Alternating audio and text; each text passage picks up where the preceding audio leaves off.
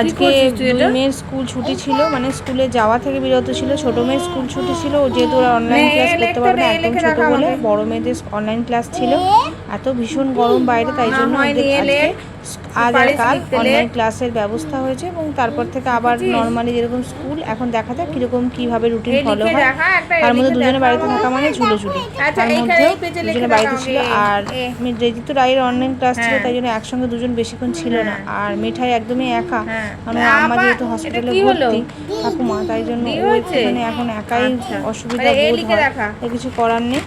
তার মধ্যে এই যে সন্ধ্যাবেলা পড়তে বসছে, পড়তে বসা মানে বদমাইশি, নিজের আপন খেয়ালে লিখবে, আর পছন্দ না হলে সেটা আবার কেটে দেবে, একদম খাতা পুরো কাটাকুটি করে দেবে। তা এখন পড়াশোনা চলছে। কেমন লাগলো ব্লগটা অবশ্যই জানিও, ভালো লাগলে লাইক শেয়ার কমেন্ট করতে ভুলো না, এবং সাবস্ক্রাইব করতে ভুলো না। আজকের মতো বাই বাই। আর গরমে সবাই ভালো থেকো, সুস্থ থেকো, এবং খুব সাবধানে থেকো। এই তো আজকের মতো টাটা, তাহলে এবিসিডি হয়ে গেল, তাই তো।